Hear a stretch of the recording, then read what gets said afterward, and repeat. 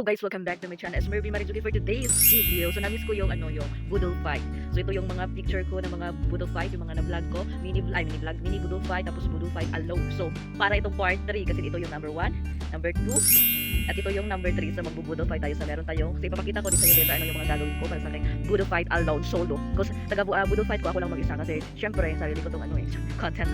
So syempre, ipapakita ko sa inyo kung ano yung mga setup ko sa aking Boodle fight. So ayan, let's do it and let's go.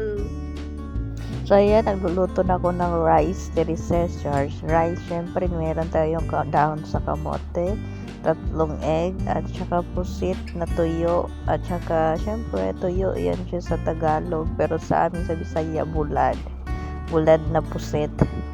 Ayan, kamoting, dahon sa kamote. So, ayan yung gagawin ko para sa boodle fight. Lulutuin na natin siya. Pakuluan natin ang egg at saka kamoting kahoy. So, ayan, nakita ko na umulan dito. So, paggabi na yan siya, kaya boodle fight rainy night nito.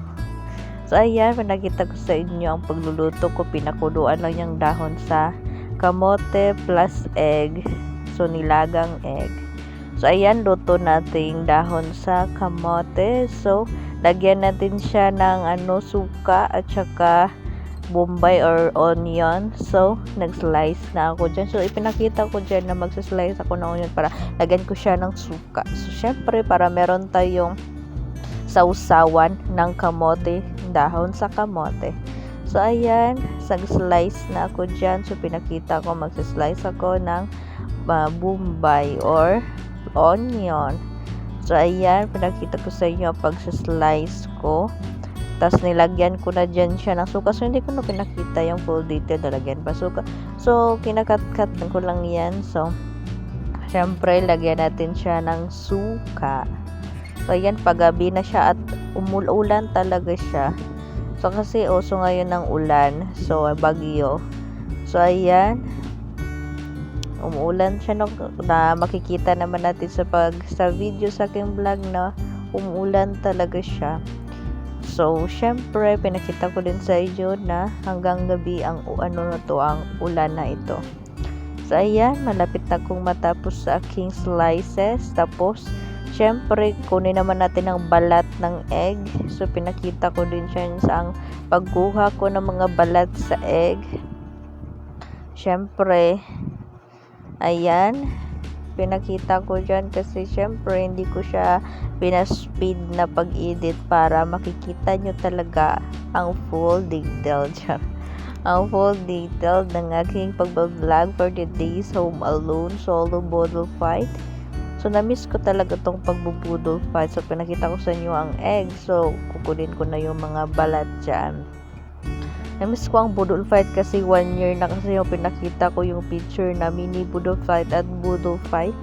So, iba din yung setup ko doon at iba din ang setup ko sa mini vlog ko nga boodle fight, mini boodle fight at iba din ang setup dito.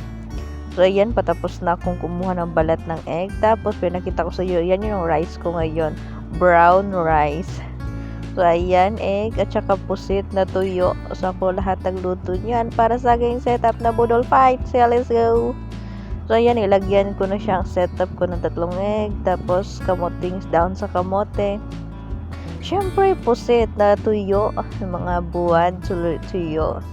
Siyempre, rice. So, dyan, nakalimutan ko pala maglagay ng rice. Kaya, tinit up ko pa kasi hindi ko pa pala ang init pala ng rice cooker. So, ayan, nilagyan ko na ng rice. So, ayan, let's eat na. So, kumain na ako dyan.